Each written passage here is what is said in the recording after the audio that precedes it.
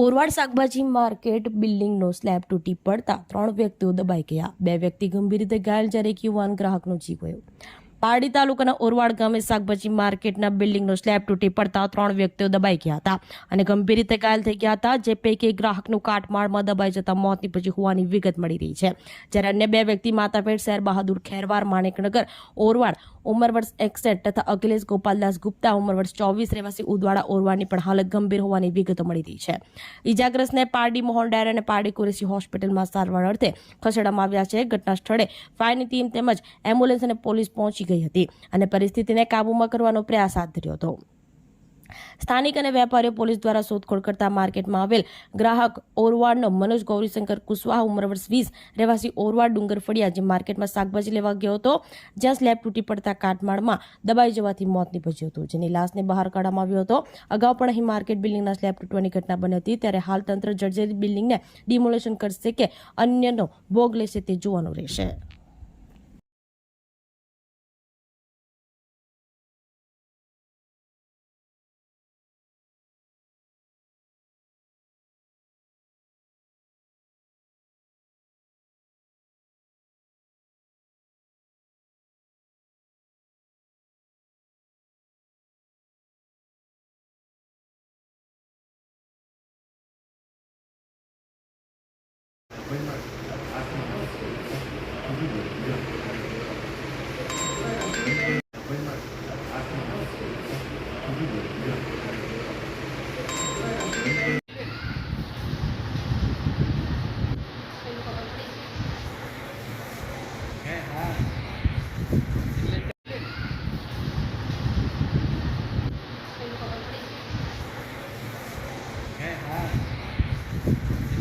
દુકાન લગાવતો હતો પણ ત્યાં બાજુમાં છે ને માણસ કામ કરાવતો હતો ત્યાં.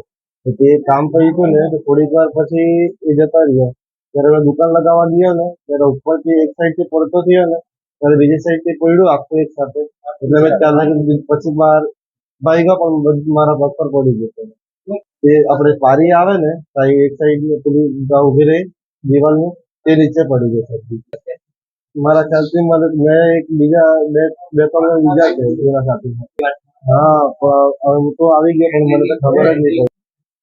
એ તો એક વખત હજુ બી કમ્પ્લેન બી અમે કરી હતી, એના પહેલે બી અમે કરેલું.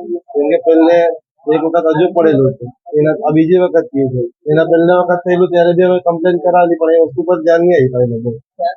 અમે પાછી આ વખતે બી થઈ છે.